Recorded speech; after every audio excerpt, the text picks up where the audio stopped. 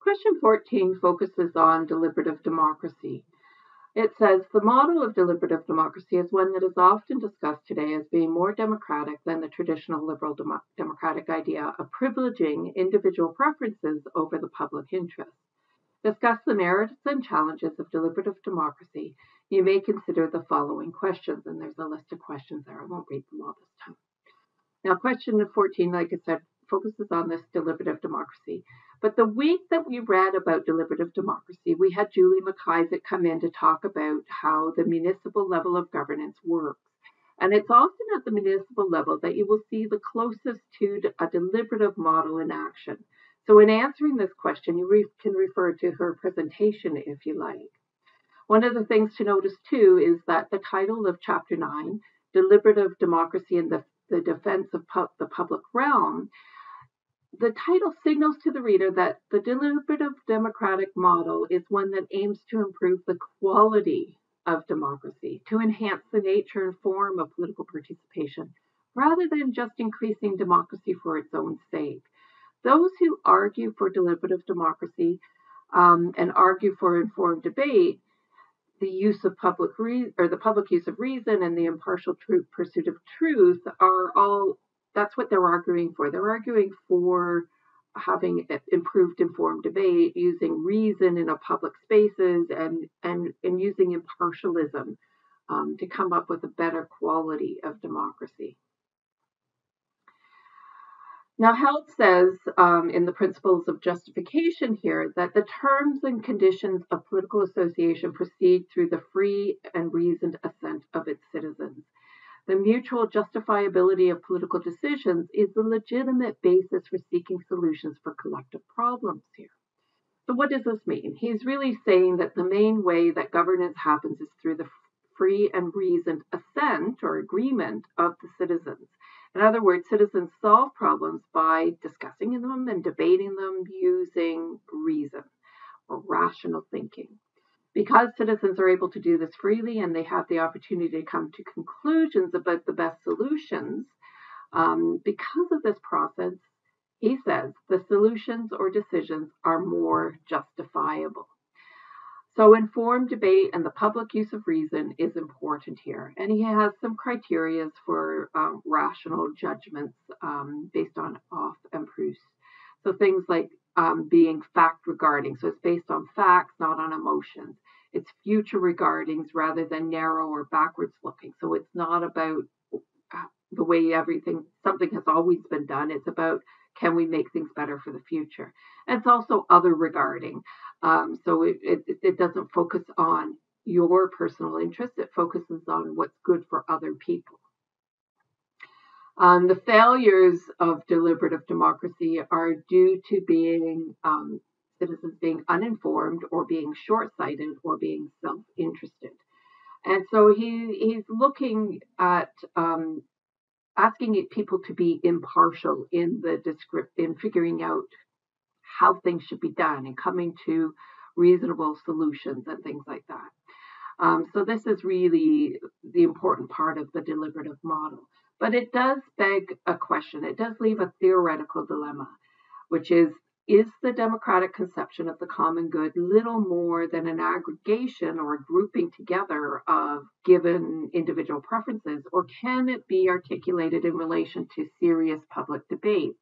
In other words, is there a way of moving beyond individual preferences, like just grouping them together, or can we move beyond it and come up with a solution that is good for society as a whole, rather than the needs of a majority of people? So the process of deliberation is intended to give legitimacy to the decisions that are made. And it's based on this principle of reciprocity. So being able to look at issues from different points of view. So, do we need to look at the quality of citizenship? Are people really apathetic and lacking in interest in public life, which is what James Fishkin believes? John Elster believes that politics has become about consumer choice, which is really just self-regarding. In other words, we shop around for the best politician that suits our needs. John Dryzek thinks about it in terms of the dominance of instrument of rationality. So bureaucratization and power are in the hands of the technically skilled elites, and it's politics for the experts. And Jürgen Habermas talks about rationality for understanding both components and for creating guiding norms. So these are some of the key theorists here, but it does beg the question of how is deliberative democracy different from other forms of direct or participatory democracy? Held says it is different. He says that neither direct nor participatory democracy are necessarily deliberative. So if they're not deliberative, they're not really working towards improving the quality of citizenship, and there's logistical problems to implementing them without improving that quality, without that feeling of it, that using impartiality. And so in this model, they're talking about sound public reasoning. And there's a debate over this, of course. The focus, though, is on how to determine whether something is right or just.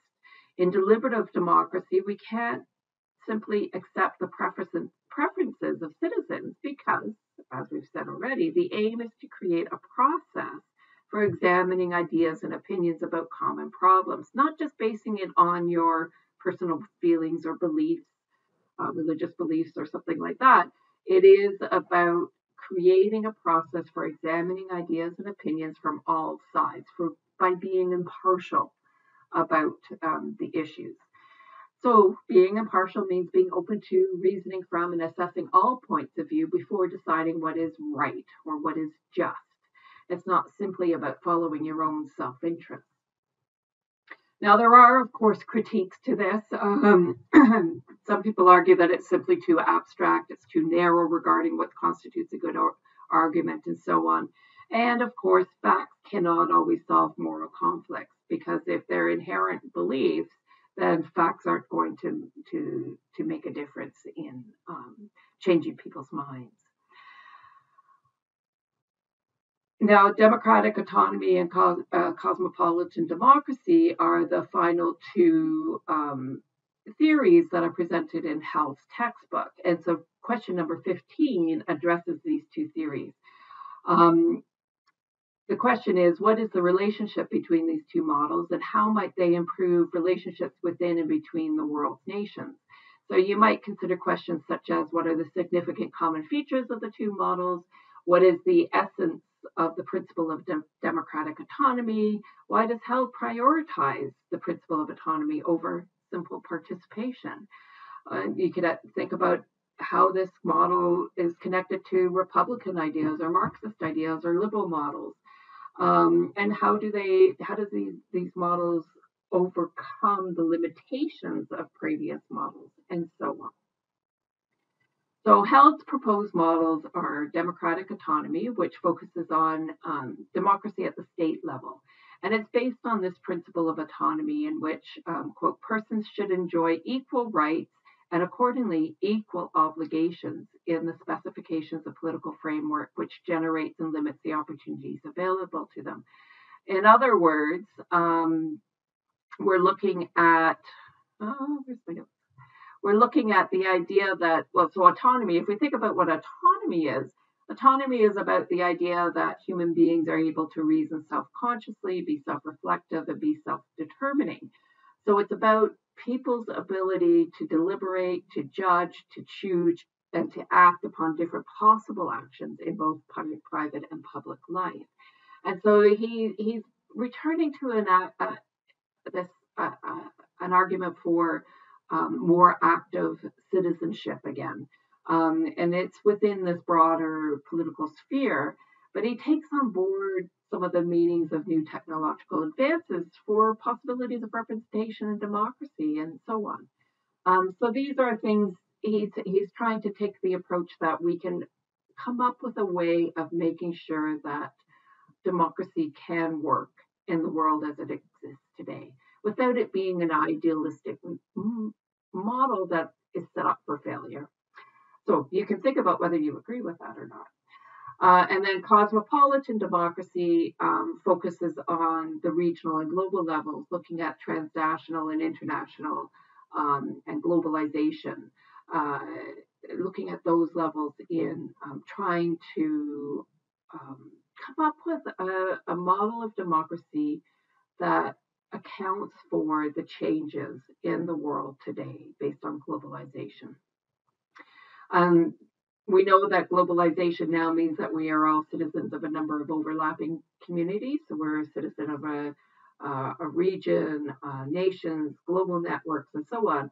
And we know that a lot of our problems today transcend national boundaries. So we need to have ways of working together if we're going to have better democratic control of issues that are beyond the scope of the nation state. And so, Health says we have to be able to rethink these kinds of issues. So, we've got the principle of or the democratic autonomy or liberal socialism as one of the models. And you can go through the key features of this particular model for the state as well as for civil society. We can think about what it means for economic policy making, because one of the things that Health talks about is that the model of democratic autonomy requires that the government must regulate the economy. And so the Berger article on Canada's macroeconomic policy between 2008 and 2012 discusses what the government did during what, until at least the past couple of weeks, was the most recent period of economic crisis. Now, even if economics and numbers are not your thing, you might be interested in thinking about how monetary policy and fiscal policy can help to regulate our economy. Chapter 16 is the final question. There is a bonus question, don't forget. But this final question focuses on the impact of globalization on our understanding of democracy. And Held's final model, cosmopolitan democracy, does attempt to take into account the changes in our society that have resulted from globalization. But this particular question is focused more on the impact of globalization on the idea of democracy, international political decision-making, international law, culture, the environment, and the world economy. And so you can discuss the impact of globalization on democratic ideals, the possibility for the spread or retraction of democracy. And there's some questions there to kick you off. So we can think about what globalization means. So in chapter 11, he talks about it as being a multidimensional process involving the economic, political, technological, military, legal, cultural, and environmental aspects of the world today. I talked about in the lecture about the roots of globalization and the fact that we could be said to be in the second age of globalization, and arguably we may be seeing a new change as a result of the COVID-19 epidemic. Much of what you're familiar with in terms of globalization is about economic globalization, but as Health makes this argument that globalization is truly multidimensional, it's not just economic. So you can think about what globalization means for modern democracy. Has globalization upset our understanding of almost all democratic theory? You can think back and reflect on what historical theories could do in a globalized world. Health makes the argument that up until recently, democracy was centered around the nation state's sovereignty and ability to protect its citizens. But with globalization, this is why he argues we need a new model. So we need to ask these questions about how do we deal with nation-based decisions that affect people around the world? What happens to their democratic rights? How do we make decisions about global issues? And he talks about these four areas of disjuncture between state sovereignty and the globalization of political and economic systems. And so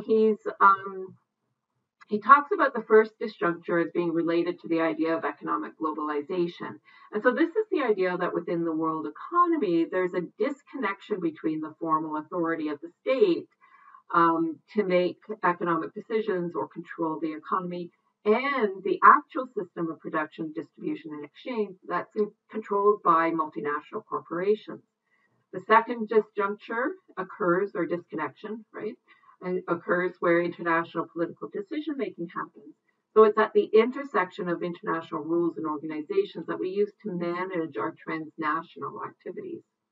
The third disjuncture occurs where international law creates new systems of legal regulations that impact individuals and national governments and non-governmental organizations and so on.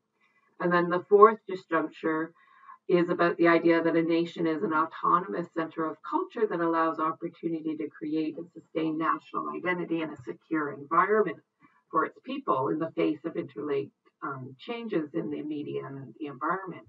So the spread of English is one example. The environmental changes that crosses international borders, all of those things fit into this category. And so, as we said, cosmopolitan democracy is developed by how to deal with these issues of globalization. And so we concluded with this question, is democracy a utopian project? You can compare the two models, democratic autonomy and cosmopolitan democracy, to think about, how are governing institutions going to evolve? What rights should be constitutionally entrenched so they can be legally enforced against states or other international powers? So this would be, environmental catastrophes could have a global impact even if they happen in one nation. We need to think about democratic controls on multinational corporations or these concentrations of economic power. We need to think creatively here. And so we end with this question, where does this leave us? Is democracy a utopian project, or is democracy on a global scale even possible? And we can think about, or you can think about, where do you stand today? I'm going to stop here, and I'll do a separate video talking about the bonus question.